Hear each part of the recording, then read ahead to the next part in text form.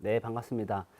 오늘은 정말 많이 기대하셨을 그 GPT, 그러니까 챗 GPT로 어떻게 내 업무를 향상시킬 수 있을까? 이런 것들에 대해서 말씀드리려고 합니다. 기본 과정이거든요. 그러니까 이걸 바로 뭐 고도화하겠다, 뭐 난이도 있는 걸 알려달라 이런 게 아니고 기본부터 배우시면은 탄탄하게 GPT를 활용할 수 있다. 이렇게 보면 되겠습니다. 첫 번째 네이버 아시죠? 근데 이거는 예전에 많이 썼다. 그러니까 요즘에 네이버 검색으로는 쇼핑을 많이 하죠. 네이버를 기반으로 검색하는 분들은 많이 없어졌다. 그러면 어디서 할까? 구글에서 많이 합니다. 맞죠? 구글링을 하면 좀 더 정확하게 내가 원하는 자료를 갖고 올 수 있어요. 그러나 이제는 구글도 아니다. 뭐다? GPT. 요즘에는 GPT를 통해서 내가 원하는 자료를 얻는다. 그런데 중요한 건 뭐냐면은 자료를 얻는 것 더하기 이 GPT라는 녀석이 기획까지 해주는 거예요. 기획을 사람이 다 하잖아요.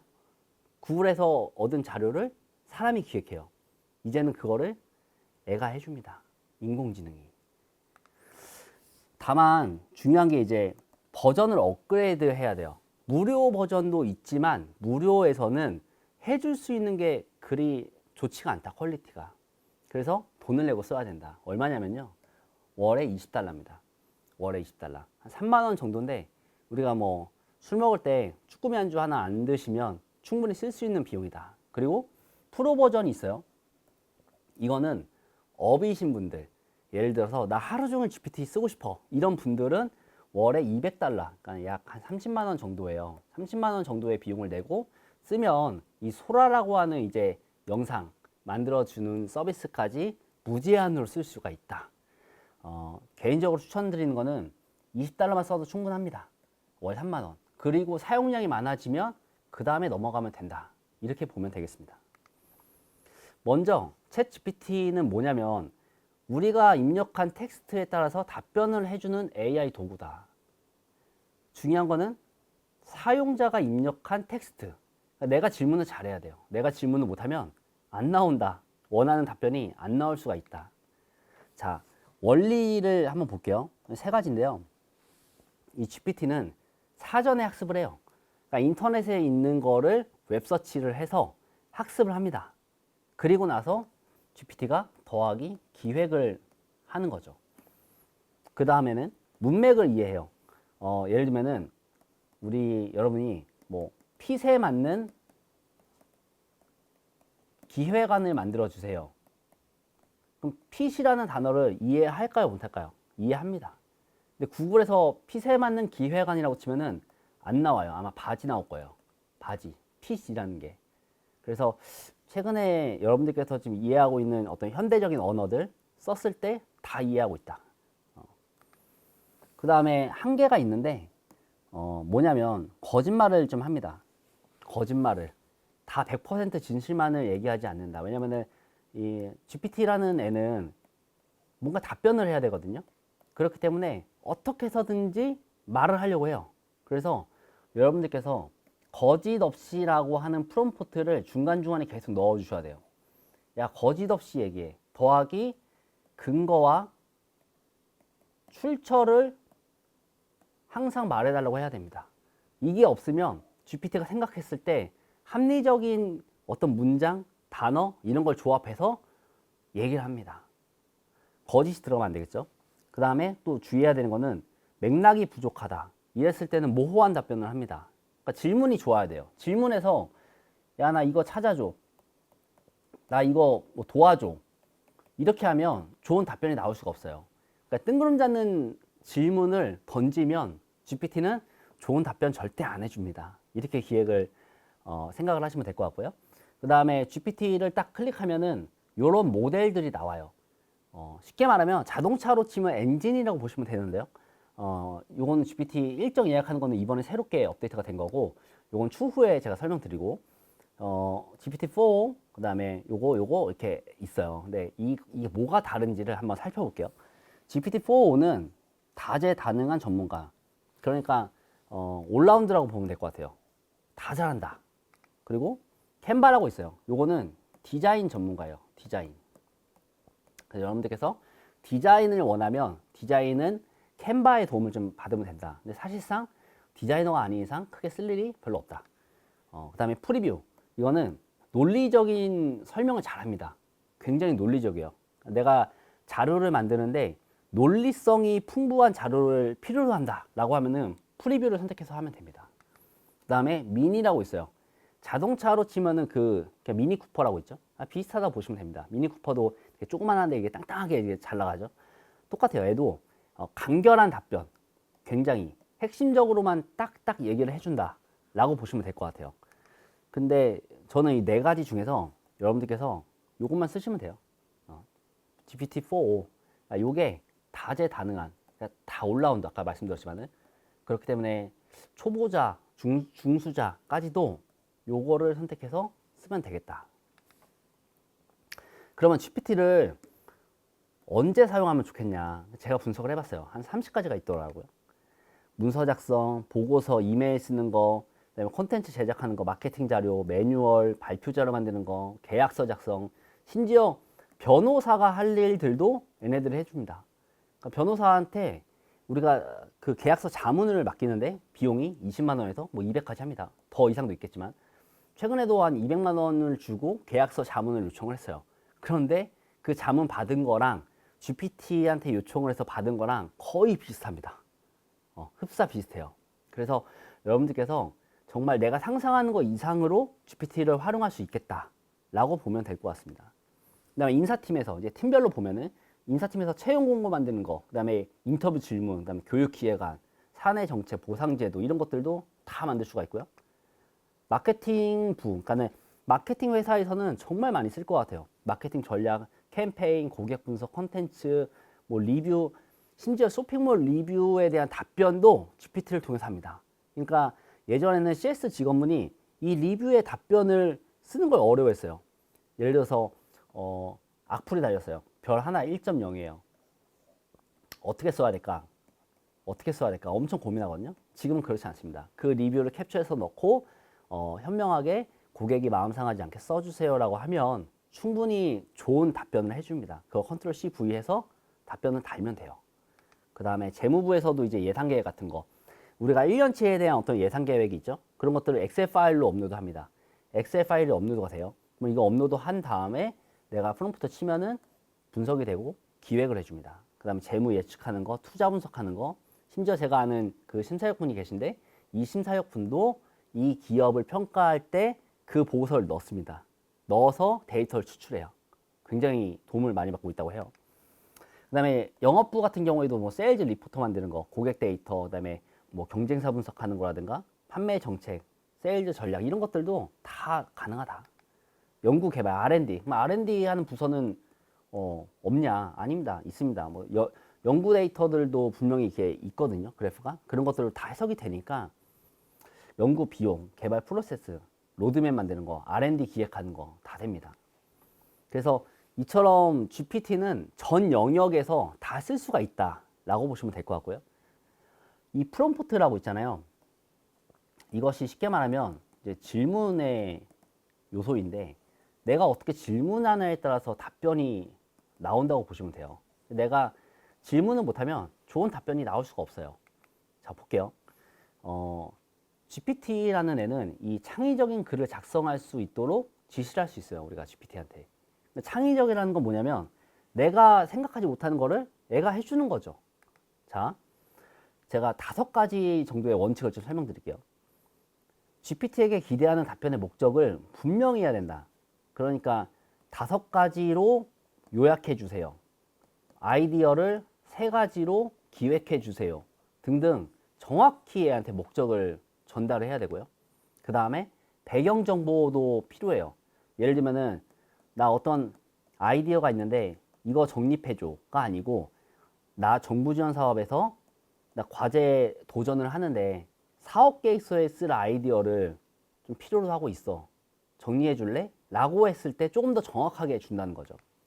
그 다음에 추상적인 질문은 절대로 좋은 답변이 나올 수가 없습니다. 예를 들면은 뭐, 야, 나 제안서 정말 기가 막히게 해줘. 여기서 기가 막히게라는 것도 물론 알아들어요. 그러나 명확하게 안 나옵니다. 5줄로 간단한 제안서 초안을 만들어 주세요라고 해야 돼요. 그러면 5줄로 나오거든요. 여기서 한 번 더 깊이 있게 가는 또 질문을, 추가 질문을 통해서 좋은 답변을 끌어낼 수가 있다. 그러니까 막연하게 추상적인 질문은 절대 해서는 안 된다. 그 다음에 정말 중요한 거, 내가 원하는 결과물이 글인지 표인지 리스트인지 그림인지 정해야 돼요. 내가 쭉 질문 쓴 다음에 야, 나 이거 엑셀 파일로 다운받을 수 있게 해줘. 나 이거 PPT로 다운받을 수 있게 해줘. 라고 했을 때 이거에 대해서 결과물을 주거든요. 근데 그렇지 않은 경우, 나 그냥 이거 조사해줘. 라고 하면 안 나옵니다. 내가 어떤 글을 쫙 이렇게 질문을 했어요. 데이터가 나왔어요. 나 이거 표로 해줘라고 하면은 표로 해주거든요. 근데 이 표로 해달라고 말을 안 해놓고 표로 왜 안 나오지? 라고 하면은 GPT 못 씁니다. GPT는 내가 활용을 못 하는 거죠. 그래서 내가 원하는 결과물이 뭔지를 정확히 알고 있어야 된다. 그 다음에 잘못된 결과가 나오지 않게 가이드라인을 추가한다. 여기서 말하는 가이드라인은 프롬프트를 조금 더 정확하게 하자는 거예요. 나 이거 조사해줘가 아니고 조사를 해주는데 200자로 요약해줘. 그리고 이 중에서 5가지로 핵심적으로 요약해줘. 라는 숫자를 자꾸 넣어서 요구를 해야 돼요. 그래야 애가 정확히 답변을 해줍니다. 혹은 나 이거 텍스트로만 해줘. 그 다음에 표로 써줘. 나 PPT 슬라이드 30장으로 만들어줘. 라는 구체적인 요구를 했을 때 정확하게 내가 원하는 결과를 얻을 수가 있다. 자, 그러면은 좋은 프롬프트의 조건이 있거든요. 요거는 한번 표 내용을 살짝 한번 보시고 잘못된 프롬프트와 잘된 프롬프트 비교를 한번 해드릴게요. 정확히 나옵니다. 예를 들면 이메일을 작성할 때 프롬프트, 보고서 작성할 때 아이디어 브레인스토밍, 번역할 때 지금 한번 내용을 살짝 보시면 간단하진 않죠. 뭐냐면 고객한테 배송 지연에 대한 사과 이메일을 작성해줘. 그 배경을 썼죠. 배경 없이 그냥 나 이메일 써줘 이러면 안 나오죠. 대부분 열의 9은 다 그렇게 합니다. 이메일 써줘 이렇게. 보고서도 마찬가지예요. 나 보고서 요약해줘. 그게 아니라 5줄로 요약해주세요. 그 다음에 아이디어 브레인스토밍도 마찬가지. 타겟을 정확히 넣고 아이디어 제안을 3가지로 해주세요. 예를 들면은 나 어떤 시장에서 누구를 타겟으로 팔 건데 아이디어가 7가지 필요하고 이 아이디어별로 비즈니스 모델을 설계해 주세요. 라고 하면 더 정확히 나오겠죠. A, B라고 하면은 잘못된 프롬프트는 이런 거예요. 보고서를 요약해줘. 안 나온다는 거예요. 계속 강조하고 있습니다. 잘된 프롬프트는 숫자가 들어가요. 있네요. 5줄로 요약해 주세요. 그 다음에 마케팅 전략 추천해줘. 안 나와요. 이렇게 하면은 중소기업을 위한 배경이 들어가야 되고 목적이 들어가야 돼요. SNS 마케팅 전략을 3가지 제안해 주세요. 그 다음에 각 전략의 실행 방안을 구체화해 주세요. 가장 중요한 단어가 나왔네요. 구체화. 제가 GPT를 쓰면서 구체화라는 단어, 그러니까 이거를 구체적으로 라고 이런 단어를 중간중간 넣었을 때 GPT가 상당히 구체적으로 좋은 내용을 준다라는 거죠. 그 다음에 잘못된 프롬프트, 새로운 사업 아이디어 하나만 줘, 아이디어 줘 라고 하면 안 나와요. 나오죠? 타겟, 그 다음에 배경 몇 가지. 지금 이렇게 쭉 들어보니까 하나의 패턴이 있죠. 숫자가 항상 나오죠. 그 다음에 요구가 정확하죠. 그 다음에 포맷, 각 아이디어에 대한 간단한 실행 방안을 포함해줘. 이런 것들이 사실상 정확하다. 근데 내가 이거를 PPT로 보고 싶다. 그러면 PPT로 볼 수 있게 해줘. 라고 하면 해줍니다. 이해하셨죠? 또 가장 많이 쓰는 게 이메일인데요. 저는 강의나 컨설팅을 상당히 많이 하기 때문에 기관들, 또 기업 대표님들한테 이메일이 많이 와요. 많이 오면은 물론 제가 다 답변을 씁니다. 그동안 그렇게 해왔고. 근데 GPT를 제가 학습하면서부터는 그렇게 안 합니다. 어떤 상황들에 대해서 요구하고요. GPT가 이메일을 초안을 써줍니다. 그리고 초안 쓴 거에서 제가 조금 말투라든가 핵심적인 내용을 좀 더 추가해서 이메일을 보냅니다. 사실 제가 쓴 것보다 곱하기 3배나 4배 정도 더 정교해요. 그래서 이메일 보낼 때 그냥 쓰지 마시고 가급적이면 GPT를 통해서 학습한 내용을 가지고 수정해서 보내는 걸로 그렇게 하면 좀 좋다. 그리고 여기 잘된 프롬프트 나오잖아요. 배송 지연에 대해 사과하는 이메일. 아까 말씀드렸지만은 CS 하는 직원이 이런 거 잘 못 씁니다. 사과하는 것들을 어려워해요. 어떻게 사과하지? 잘 어려워합니다, 진짜. 이런 것들도 캡처해서 딱 쓰면은 GPT가 적절하게 사과까지 해서 작성을 해줍니다. 그렇게 활용하시면 좀 될 것 같고요. 그 다음에 계약서. 마찬가지로 계약을 해야 되는데 내가 계약서가 없는 경우가 많아요. 그랬을 때 내가 상황을 넣어서 계약서 초안 작성해 주라고 하면은 갑이 누구고, 을이 누구고, 비용이 얼마고, 언제까지고 이런 상황들에 대해서만 정확히 넣으면은 계약서 초안을 상당히 구체적으로 작성을 해주더라 라는 거죠. 그 다음에 영어 번역하는 거 있죠. 뭐 예를 들어서 논문을 번역해야 된다거나 내가 어떤 한글 문서가 있는데 이거를 비즈니스 용어를 써서 영어로 뭔가 내가 표현이 되어야 되는 그런 상황들이 있습니다.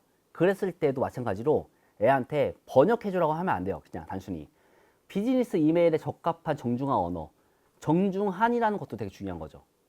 예를 들어서 나 이 바이어하고 친해. 그러면은 친근한 정도의 관계니까 그런 친밀도를 좀 높여주는 안부를 물어가면서 이메일을 써주세요라고 해야 돼요. 그거 하나가 결과를 다르게 한다는 거죠. 그래서 여러분들이 GPT를 만약에 지금 처음 접하거나 예전에 써봤는데 별로였어. 이게 도움이 되는지 몰랐어. 라는 분들은 이거 세 가지만 주의하시면 됩니다. 실패를 두려워하지 말고 계속 써보는 거. 하루 30분 곱하기 30일이면 사실 누구나 GPT의 전문가 영역까지 올 수가 있다. 정말 한번 해보세요. 하루에 30분, 30일. 이거 하는 거 어렵지 않아요. 아침에 일찍 일어나서 30분 하거나 자기 전에 30분 하거나 그죠? 그 다음에 프롬프트 길이와 구체성의 규정. 이거는 많이 해보는 수밖에 없고 세 번째도 마찬가지로 여러분들이 이런 게 될까 하는 그런 생각을 여기다 써보세요. 애가 이런 걸 조사해 줄 수 있을까? 조사해 줍니다. 정말 저는 GPT를 만나고 제 어떤 업무의 어떤 라이프 스타일 자체가 바뀌었어요. 제가 커버할 수 있는 사람의 수가 달라졌습니다. 예를 들면은 한 달에 10명을 컨설팅으로 케어했다면 지금은 10명이 아니고 정말 50명까지도 케어가 가능하다. 근데 그 50명에 대해서도 제가 모든 레포트까지 다 줄 수 있다. 이렇게 말씀을 좀 드리고 싶습니다. 다음에 많이 궁금해 하시는데 기업에서 GPT를 쓰는 거는 득일까 실일까 따져볼게요. 어떤 데서는 GPT 못 쓰게 합니다. 쓰지 말라고 대표님이 얘기하신대요. 근데 어떤 데서는 쓰래요. 그죠? 제가 보니까 마케팅 콘텐츠 제작 기간 단축한다? 마찬가지로 콘텐츠에 대한 어떤 외주비 절감이 또 될 수가 있다. 그리고 그 얘기는 내부 인력을 쓰지 않아도 4천만 원을 절감할 수 있다. 인건비 절감 나와 있죠. 그러니까 무조건 인원을 줄인다가 아니라 실제로 이런 효율성을 좀 보시라는 거예요. 두 번째는 고객 응대 자동화. 마찬가지로 일일이 다 응대했다면 이제는 GPT를 대체할 만한 그 사람, 그러니까 사람보다 GPT가 훨씬 낫다. GPT가 해결하는 그 역량이 매우 뛰어납니다. 그래서 저희도 마찬가지인데 저희도 CSR을 담당하는 직원분이 있었거든요. 예, 지금은 그렇지 않습니다. 한 명이 할 수 있는 업무 자체가 굉장히 많아졌다. 근데 일을 많이 하는 게 아니에요. GPT가 해결하는 그 역량, 능력이 굉장히 높기 때문에 여러분들 지금 하는 일의 3배를 해도 시간은 절반으로 줄일 수가 있습니다. 전 그건 자신있게 좀 말씀드릴 수가 있고 강의 때 계속해서 제가 풀어드릴게요. 그 다음에 보고서 작성하고 이제 데이터 요약하는 거 이런 것들도 제가 얼마 전에 이제 뭐 창업보육센터 여기 매니저님 만났는데 하루에 기획하는 시간이 5시간 정도 걸린대요. 보고서를 쓰는데. 근데 제가 그 자리에서 그 보고서를 기획안에 써드렸거든요. 써드리는데 시간이 10분이 안 걸렸어요. 어떻게 됐을까요? 네. 기절합니다. 내 업무 시간. 내가 하루에 5시간이면요. 아침에 9시에 출근해서 6시 퇴근하잖아요. 그럼 밥 먹고 뭐하고 회의하고 뭐 하는 시간 빼고는 하루 종일 한다는 거예요. 근데 이 시간이 10분 만에 끝난다는 거예요. 그럼 그 나머지 시간에 뭐 할까요? 네, 내 역량을 키우거나 다른 일을 조금 더 내가 할 수 있겠죠. 그리고 제품에 대한 어떤 매뉴얼 이런 것들도 만들 수 있어요. 제품 출시할 때 매뉴얼 뭐 있어? 라고 하면은 그 일일이 다 언제 기획합니까? 근데 제품에 대한 어떤 내용 넣고 매뉴얼 만들어 주세요 하면은 매뉴얼 기가 막히게 나오고요. 그다음에 코딩하는 것도 해줍니다. 우리 뭐 IT, 솔루션, 플랫폼 막 이런 거 만들 때 코딩하는 거 어렵잖아요. 그런 것들도 기초적으로 다 해줍니다. 그래서 이제는 기업의 실무자, 창업자만 쓰는 게 아니라 창업 대표님이 이 강의를 보고 있다면 기업의 실무자한테도 이 강의를 적극적으로 권유해야 됩니다. 왜냐하면 9시부터 6시까지 업무를 주었을 때 기존에 4가지를 했다면 GPT를 딱 배우잖아요. 그러면은 진짜 40가지로 늘어납니다. 40가지를 하고도 시간이 남아요. 남았을 때 그 여유, 이거는 정말 달라요. 다른 걸 한번 느껴보셨으면 좀 좋겠습니다. 그래서 기업 실무자가 배워야 되는 5가지 이유에 대해서 살펴보면 업무 효율화가 높아진다. 그다음에 아이디어 발굴하는 데 또 기가 막히다. 그다음에 전문 지식과 데이터 접근성이 향상된다. 그다음에 커뮤니케이션 마찬가지로 이런 자동화를 만들 수 있거든요. 뭔가 CS 상황이 왔을 때 이메일 자동화 다 세팅이 가능해요. 그다음에 경쟁력 있는 인재로 성장할 수 있다. 뻔한 얘기긴 한데 어쨌든 실무자 입장에서는 역량이 곱하기 2나 곱하기 3이 아니에요. 0이 더 붙어요. 이런 것들을 경험을 할 수가 있다. 그래서 기업에서는 GPT를 적극 써야 된다. 요약하면 이런 5가지가 되겠고요. 그 다음에 GPT 남들보다 더 빠르게 이제 사용하는 방법들을 좀 설명드릴게요. 지금 화면은 켜지 않았지만 이론 강의고 기초 강의이기 때문에 제가 GPT 화면을 띄우지 않습니다만은 노하우가 있다면 이런 겁니다. GPT를 열었어요. 이 GPT는 처음에 아무것도 없어요. 그렇기 때문에 애한테 직업을 줘야 됩니다. 야, 너는 30년 경력의 베테랑 CEO야. 그런데 제조 아이템, IT, 두루두루 그런 보직을 경험하면서 역량이 굉장히 뛰어난 사람이다. 라고 이제 GPT한테 직업을 주는 겁니다. 혹은 마케터야, 치료사야. 이게 1번이에요. 그래서 시작할 때 너는 하고 직업을 주는 거예요. 이게 무조건 1번입니다. 그래서 수많은 직업을 애한테 줄 수가 있고 그 다음에 업무를 주고 형식을 뽑아내는 거예요. 예를 들면은 나 이거 표로 받고 싶어. 나 그림으로 그려줘. PPT로 만들어주세요. 엑셀로 만들어주세요. 라는 거를 요청할 수 있다는 거죠. 처음부터 그냥 형식을 요청하는 게 아니고 직업 주고 업무 주고 형식 이 3가지 반드시 외우셔야 되고요. 그 다음에 구조에 대해서 좀 설명드리면 아무렇게나 쓰는 게 아닙니다. 아무렇게나 쓰면 안 나오겠죠. RTF라는 구조가 있어요. 그러니까 역할 주고 과제 주고 포맷 주고 가장 전형적인데 가장 많은 분들이 쓰는 방법입니다. 제가 알고 있는 분들의 90%가 이런 방법으로 씁니다. 예를 들면 너는 사업 기획 전략 사업계에서 작성 전문가로 활동해줘. 그 다음에 태스크는 노견을 위한 프리미엄 수제 간식을 개발하려고 하는데 시장 규모 조사해 주세요. 그 포맷은 텍스트로 작성해 주세요. 근데 출처하고 이런 것들이 근거 데이터가 명확히 있어야 돼 라고 쓰면 굉장히 구체적으로 나오죠. 그런데 여기에서 좀 더 애드한다면 사업계에서 작성 전문가로 활동해 준데 너는 30년 경력의 베테랑이야. 근데 너는 시장 규모를 조사하는데 이거를 웹서치를 통해 웹 검색이에요. 웹 검색을 통해서 시장 규모를 PPT 슬라이드 5장 정도로 만들어 주세요. 라고 내가 그 양까지 체크할 수 있다는 거죠.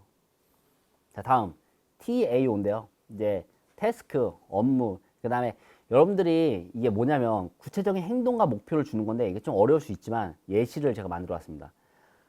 우리 회사 CS팀에 3명 있다. 3명 있어요. 근데 CS팀의 업무 정의, 역할 분배, 성과 평가, 뭐 보상 막 이런 것들을 어떻게 분배하지 어렵죠. 그래서 A, B, C라는 사람이 있으면은 이 사람들의 특징과 이제 업무력 이런 것들을 넣으세요. 넣어서 야, 요 4가지를 싹 이렇게 어떻게 하면 좋을까라고 이제 GPT한테 부탁을 합니다. 그러면 이 친구가 요거에 맞게끔 만들어 줍니다. 더군다나 크게 2명이 담당할 업무, 그 다음에 3교대 업무가 진행되고 보상의 경우에는 2천만 원까지 지원해 주려고 한다. 어떻게 하면 좋을까? 이런 것까지 얘가 분배해서 얘는 700만 원 줘, 얘는 500만 원 줘, 얘는 800만 원 줘. 이런 식으로 얘가 분배까지 해준다는 거죠. 그 다음에는 TGS라고 있는데 문제 설명하고 목표 설명하고 전략을 요청하는 거예요. 그러니까 이런 하나의 패턴이 있다는 거고요. 마찬가지로 블로그 운영 중인데 유입수가 저조하다. 3개월 동안 월 블로그 유입수를 1,500명으로 시작해서 10,000명까지 늘리고 싶다. 몇 배죠? 한 5배, 6배, 6배, 7배 되나요? 6배, 7배 늘리는 방안을 내가 만약에 기획한다면 금방 될까요? 쉽지가 않습니다. 그래서 전략까지 얘한테 요청할 수 있어요. 나는 반려견을 대상으로 교육센터를 운영하고 있는데 어떤 콘텐츠를 업로드할지, 주 몇 회 업로드 해야 될지, 그 다음에 이걸 어떤 콘텐츠로 해야 될지도 요청하면은 알려준다는 거죠. 그래서 마케팅하는 회사들은 정말 GPT 잘 쓰고 있어요. 이거를 원래는 개인적으로 이 마케터라는 직업 종사하는 분들이 다 기획을 합니다. 물론 이제 GPT를 100% 믿으라 신뢰하라는 아니지만은 충분히 이런 것들을 가이드를 빠르게 작성할 수 있다라는 거죠. 그 다음에는 CAR이라고 있는데 상황을 설명하고 구체적인 행동을 알려주세요 요청하고 원하는 결과를 밝히고 그 예시를 이제 주세요 이렇게 나와 있는데요. 내일은 아이디어를 가진 학생들이 창업 교육을 하려고 한다. 오후 1시부터 9시까지 어떤 교육을 하려고 하니까 교육 제안해 주세요. 그 다음에 결과물은 PPT로 뭐 하려고 하고 그 다음에 변별력 있게 뭐 표현될 수 있도록 밀착 교육을 하려고 한다. 그 다음에 예시도 전문가 5명 이제 투입하고 교육생 70명이고 기대 효과, 결과물 막 이런 것들에 대해서 창업교육 제안서를 기획해 주세요라고 이제 요청을 했어요. 정확하게. 그러면 여기 있는 내용들 싹 통틀어서 기획안으로 나옵니다. 만약에 나 기획안에 PPT 슬라이드 20장으로 만들어 주세요 라고 하면은 20장에 맞춰서 이 내용을 정리해 줍니다. 기가 막힌 거죠. 저 예전에는 이런 것들 다 제가 다 썼거든요. 하나하나. 생각해보면 한 7시간, 8시간 걸렸던 것 같아요. 그 디자인까지. 근데 지금도 물론 제안서 쓰고 있지만 지금은 2시간 컷입니다. 다 2시간 안에 거의 다 끝난다고 보시면 될 것 같아요. 2시간.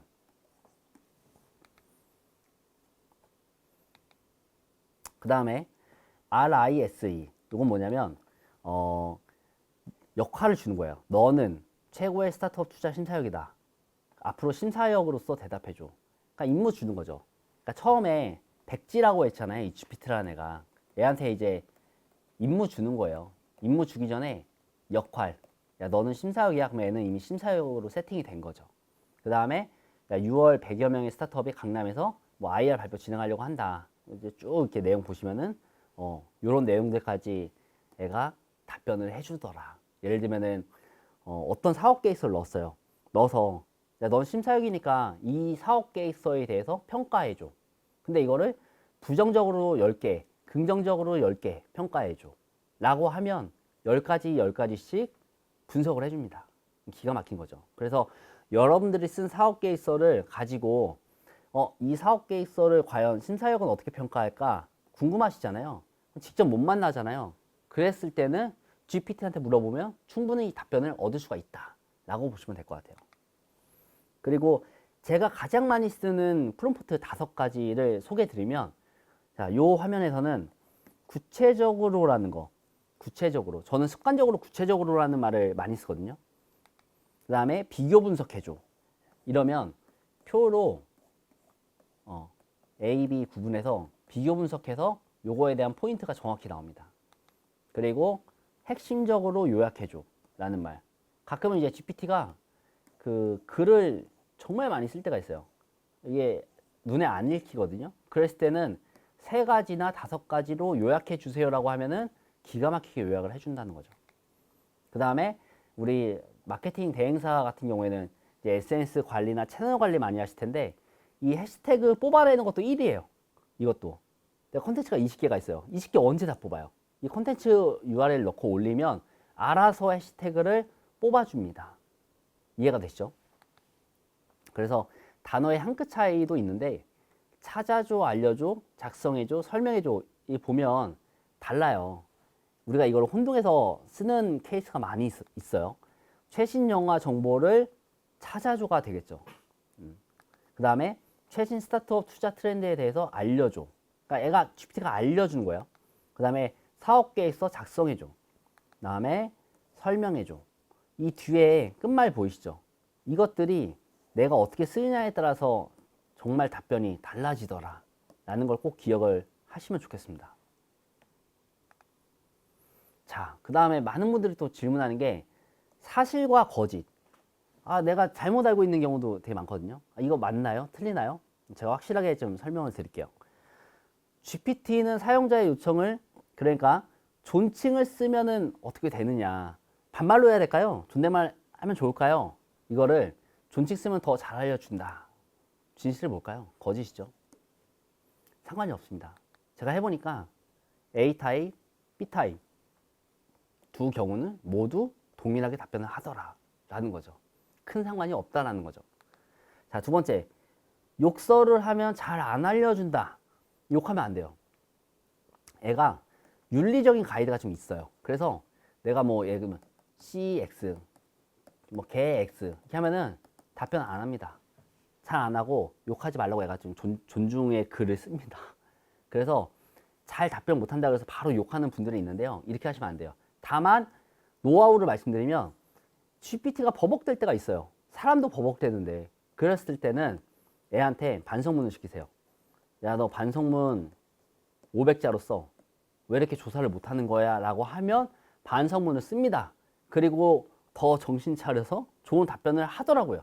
이거는 모르겠어요. 저는 정말 많이 써보면서 욕하는 것보다는 반성문 쓰게 하는 게 더 좋던데? 라는 게 이제 노하우가 생긴 거죠. 정답은 아니지만. 그 다음에 사용의 제한. 무제한인가요? 저 돈 냈는데? 돈 냈는데 왜 중간에 끊기죠? 하는 경우가 있는데요. 끊깁니다. 사용량 제한이 있어요. 그래서 한번 끊기면 3시간 후에 다시 사용할 수가 있어요. 보통 1시간에 50개 정도의 질문을 쓸 수 있다고 합니다. 근데 나 이거 싫어. 그럼 아까 서두에 뭐라 그랬어요? $200짜리 얼마? 30만 원. 월 30만 원 내면 이런 거 신경 쓸 필요가 없다라는 거죠.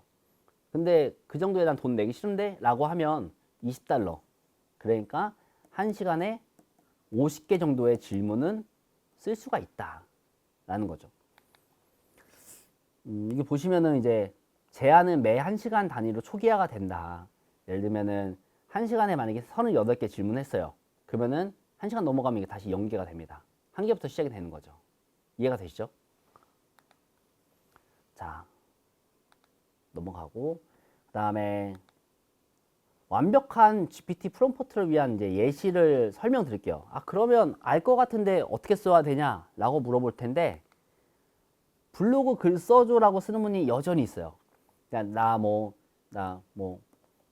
리빙 브랜드 전문 블로거인데 나 이런 상품 A라는 상품이 있어. 글 써줘. 이렇게 쓰면 안 나와요. 어떻게 써야 되냐면 여기서부터 여기까지가 이제 프롬프트예요. 여기서부터 여기까지.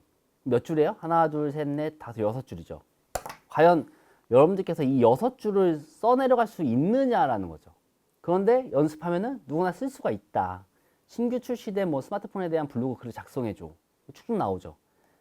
조건 나오죠. 그 다음에 설득력 있게 전달 얘기하죠. 그 다음에 글의 순서까지 얘기하죠. 이게 핵심이죠. 이런 글을 쓸 수 있는, 그러니까 이런 프롬프트를 여러분들께서 만드셔야 좋은 답변을 얻을 수가 있다라는 거죠. 그 다음에 고객 불만 답변해주는 케이스도 이렇게 예시가 나와 있죠. 마지막에 보면은 글의 톤은 정중하면서 책임감을 드러내도록 유지해줘. 이게 구글에서 검색하거나 남들이 쓴 글을 찾아보면 나올까요? 안 나옵니다. 절대 안 나와요. 그래서 내가 원하는 것들을 애한테 요청하면 돼요. GPT가 이런 것까지 할까? 라는 생각하지 마시고 다 합니다. 얘는 올. 진짜. 그러니까 부탁하고 싶은 거 마음껏 부탁해도 된다라는 거죠. 그 다음에 월간 보고서 이거 누가 많이 얘기해요? 상사, 대표. 야, 보고서 빨리 갖고 와. 이렇게 했을 때 머리가 아파요. 왜? 아직 안 만들었거든요. 자료는 있어. 근데 안 만들었어. 이런 것들도 애가 요약을 해줍니다. 더군다나 요약뿐만 아니고 기획까지 같이 해줍니다. 내용을 이렇게 넣고 보고서를 작성해 주세요라고 하면은 보고서 20장짜리 쓰는데 10분이 안 걸립니다. 10분. 그러니까 예전에 4시간, 5시간 걸렸던 게 10분 만에 끝낼 수 있다면 어떨까요?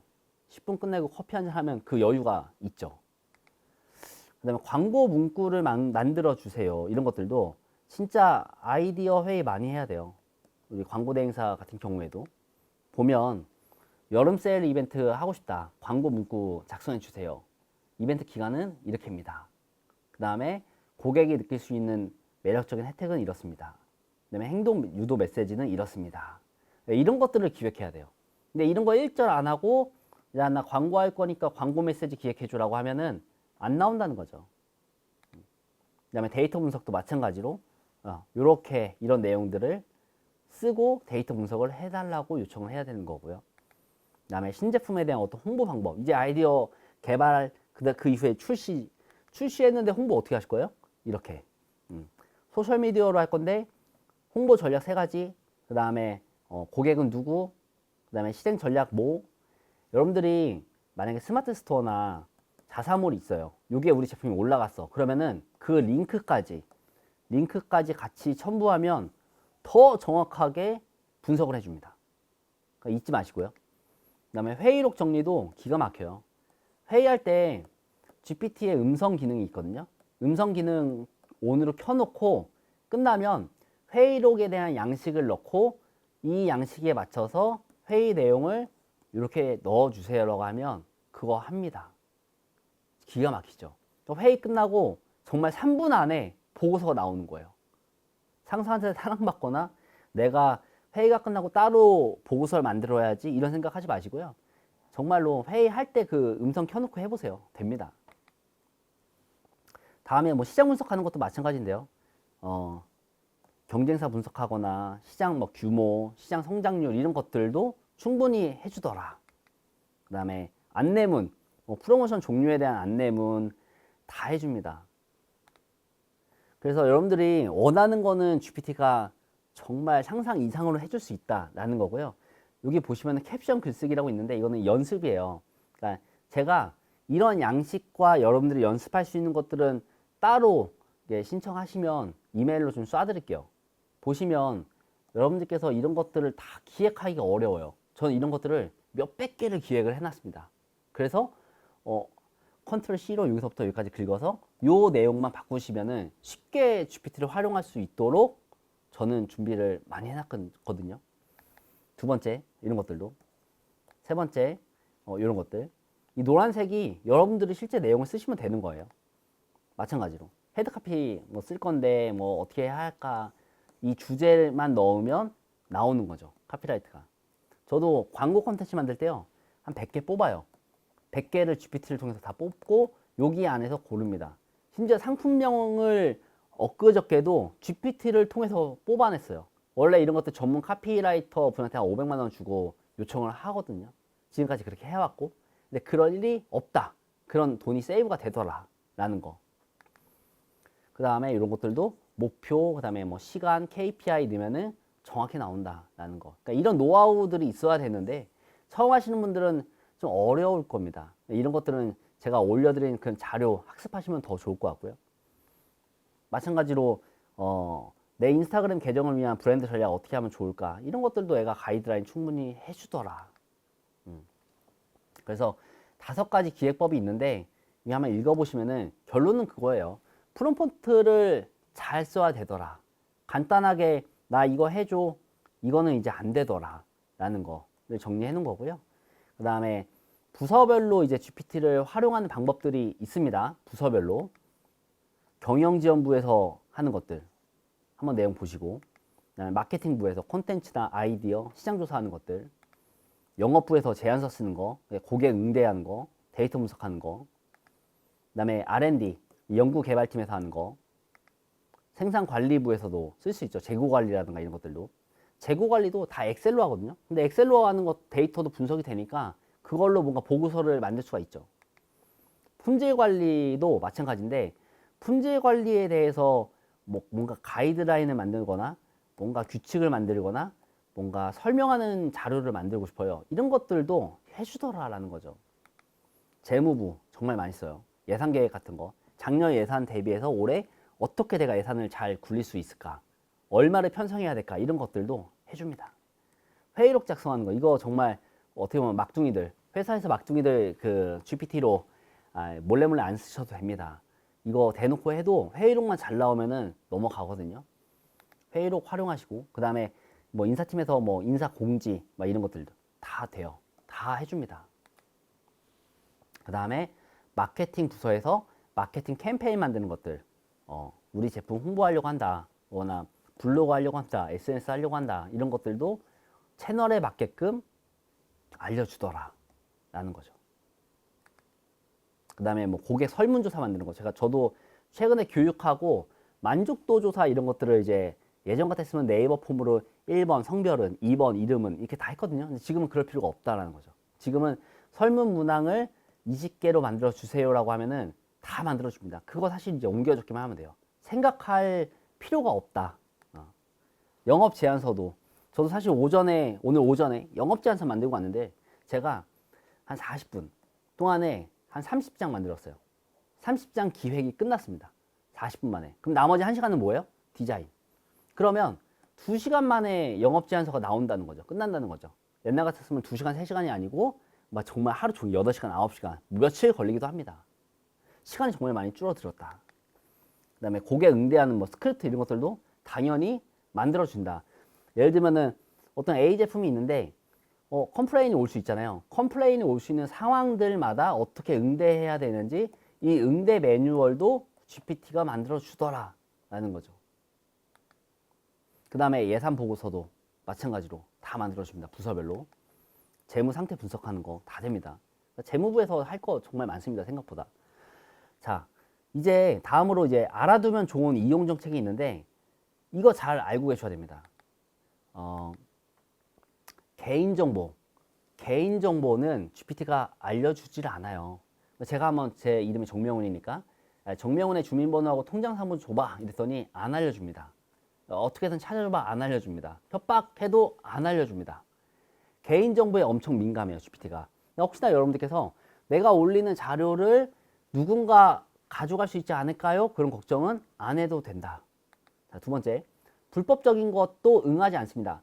마약을 제조하고 판매하는 방법 알려주세요 해도 안 알려줘요. 그 다음에 나 우울해 그랬더니 야 전문가 찾아가봐. 뭔지 아시겠죠? 절대적으로 알려주지 않습니다.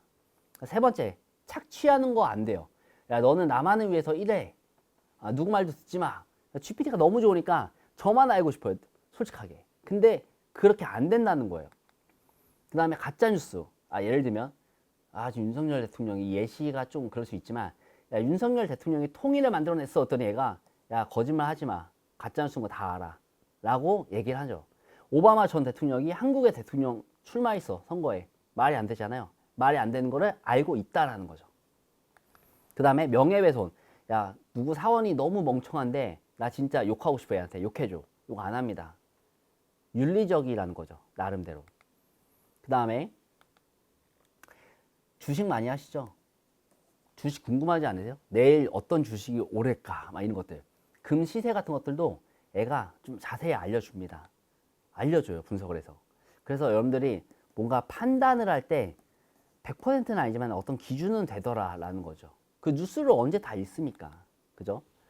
금 투자 전문가로서 정확해야 돼라고 하니까 조금 더 사이트 분석을 해서 정보를 주더라라는 거죠. 제가 이거는 여담으로 그 미국에 있는 이제 대통령 선거할 때 트럼프하고 이제 나왔잖아요. 누가 될까 물어보니까 안 알려줘요. 그래서 미국에 있는 뉴스 사이트부터 해서 다 분석시켜서 야 누가 될까 그랬더니 야 트럼프가 될 것 같아 라고 GPT가 알려줬고요. 그러면 어떤 주식이 오를까를 물어봤어요. 뭐라고 했을까요? 얘기하던데요. 그 태땡땡. 예.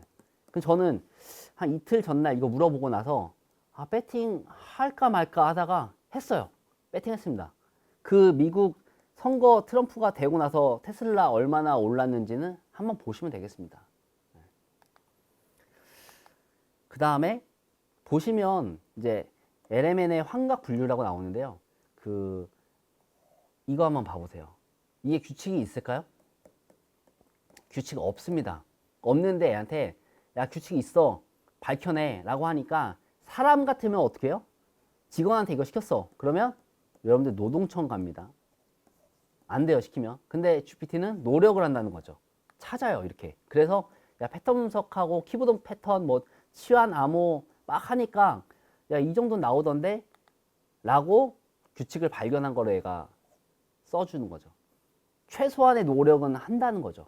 실제로 규칙이 있는지 없는지 저는 몰라요. 막 친 거거든요. 그래서 여러분들이 이런 기본적인 GPT를 어떤 성향이라든가 어떤 노하우라든가 이런 것들만 알면은 충분히 활용하는데 도움이 된다라는 거고요. 지금 보시다시피 GPT는 어떤 그 파일에 대한 형식을 좀 말씀드리면 PDF, 그다음에 엑셀, 그러니까 PPT. 그러니까 여러분들 쉽게 정리하면은 PPT는 업로드가 안 돼요. 그다음에 한글도 업로드가 안 됩니다. 뭐만 돼요? 엑셀 파일, 그다음에 PDF. 예. 그다음에 여러분들 텍스트. 요렇게 물어봐야 된다는 거죠. 여러분들 보시면은 한글이나 PPT 어떻게 해야 돼요?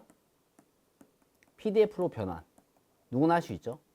단 PDF에 이제 이미지가 많아요. 그러면 아직까지는 GPT가 인식을 잘 못하더라.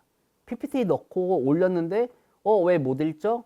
그거는 내 자료에 이미지가 많은 거예요. 이런 케이스는 학습을 잘 못합니다. 이해하셨죠? 그 다음에 압축 파일 이런 거 안 됩니다. 그 다음에 문서의 크기는 25메가 이하로 이제 제한된다. 그 다음에 PDF 파일은 텍스트 기반이어야 된다. 이런 정보들 알고 계시면 좀 유용할 것 같고요. 그 다음에 마찬가지로 비슷한 겁니다. 이 한글 파일을 PDF로 이제 변환해야 된다라는 거. 근데 한글 파일에서 뭔가 내용이 이미지가 많아. 그러면 그거를 텍스트로 이제 만들어서 업로드 해야 된다라는 것 또한 강조드립니다. 결론은 이거예요. 한글과 PPT는 안 돼. 그래서 PDF로 올려야 돼. 라는 거죠. 그리고 이미지 파일도 얘가 인식합니다. PNG 파일이나 JPG 이런 그런 파일들은 다 컨트롤 C, V 하면은 인지하기 때문에 업로드 하시면 되겠습니다. 그 다음에 이번에 사실 이게 예전에 없었어요. 이번에 업그레이드가 되면서 생겼는데 웹 검색을 합니다. 원래 그 전에는 GPT가 그냥 기획을 해가지고 알려줬어요. 근데 지금은 웹 검색이 되기 때문에 웹을 검색해서 자기가 더하기 기획을 한 좋은 값을 알려주더라라는 거죠. 자, 예를 들면은 실시간 어떤 정보들, 최신 뉴스들, 그 다음에 이런 프롬프트, 뭐 시장 성장률, 트렌드 이런 것들도 다 검색을 해주더라라는 거. 웹 검색의 노하우를 잠깐 좀 설명드리면 질문의 맥락을 명확히 이제 제공을 해야 된다. 질문의 맥락. 그러니까 예를 들면 프롬프트가 나와 있죠. 2024년도 쭉 나와 있죠. 잘못된 프롬프트는 반려견 용품 검색해줘. 이렇게 하면 안 나와요. 연도를 쓰는 게 가장 좋을 것 같아요. 웹 검색할 때는. 3년 이내 자료를 조사해 주세요. 작년도, 그러니까 2024년도 자료를 조사해 주세요. 두 번째는 구체적으로 요구해야 돼요. 최신의 AI 트렌드 5가지 검색해줘. 트렌드에 대해서 한 줄로 설명해줘. 그러면 이것들을 요약해서 GPT가 알려줍니다. 그 다음에 출처. 우리가 예를 들면 사업 계획 썼을 때 항상 근거랑 출처에 대해서 어려워하거든요. 근데 이런 것들도 출처 포함해주라고 하면 근거가 이렇게 나와요. 출처. 이렇게 해서 이거 누르면 어디서 출처를 내가 따왔는지를 다 알 수 있습니다. 그 다음에 특정 날짜나 시간까지 지정할 수가 있습니다. 예를 들면은 2023년도 01월부터 06월까지의 데이터만 가지고 웹서치 해주세요. 그러면 그렇게 합니다. 이런 조건을 거는 게 굉장히 중요하고요. 5번째는 비교 분석. 저는 정말 많이 쓰는 것 중에 하나인데 비교 분석해 주세요라는 거. 그러면 A사, B사, C사 이렇게 나눠서 요 기업 또는 아이템별로 분석을 해주더라라는 거죠. 자, 이어서 GPT에서의 웹 검색하고 구글 검색하고의 어떤 비교 분석을 알려드릴게요. 일단 GPT는 GPT가 검색 결과를 통합하고 질문에 맞게끔 요약을 합니다. 그러니까 기획적인 요소가 들어가고요. 구글은 내가 일일이 웹사이트를 돌아다니면서 찾아야 되는 어려움이 좀 있다. 그래서 시간 절약에 굉장히 뛰어나다. 두 번째, 그다음에 질문의 목적과 요구 사항을 반영을 한다라는 건데 구글은 사실은 질문의 맥락을 고려하지 못합니다. 그러니까 굉장히 단순한 그 문장이나 내가 지시어에 따라서 검색 결과를 보여준다라는 거죠. 차이가 있어요. 그래서 사용자 친화적인 게 GPT다. 세 번째, 사용자가 원하는 형식, 표, 뭐 이미지 막 이런 거에 맞춰서 뽑아주는데 구글은 어렵습니다. 그런 것들이 정말 어려워요. 그 다음에 GPT는 이 필요한 부분만 내가 요약을 해줘라고 하면 그렇게 해주거든요. 근데 구글은 또 그렇지가 않아요. 내가 실제로 다 들어가면서 그 내용 다운받아서 내가 별도로 요약을 해야 된다는 거죠. 그러니까 구글링 하는 것보다 GPT 쓰는 게 조금 더 맞다라고 보시면 좀 될 것 같습니다. 네, 이렇게 오늘 GPT에 대한 어떤 기본적인 정말 여러분들이 알면은 깜짝 놀랄 만한 그런 내용들을 좀 설명드렸는데요. 이 기본이 있어야 그래야지 제가 이제 실습을 할 때 여러분들의 충분한 이해로 GPT를 활용을 잘 할 수가 있습니다. 그래서 한 1시간 정도는 이렇게 기본을 배웠다라고 생각하시면 될 것 같고, 그 다음 시간에는 뭐 이걸로 어떤 결과물들을 만들어낼 수 있을까요? 궁금하실 텐데 그런 것들을 제가 다 담아냈어요. 그래서 1시간 학습 잘 하시고 그 다음 시간에 보면은 정말 이거는 깜짝 놀랄 만한, 더 깜짝 놀랍니다. 그런 것들을 학습할 수 있을 겁니다. 아무튼 오늘 고생 많으셨고 그 다음 강의에서 뵙겠습니다. 고맙습니다.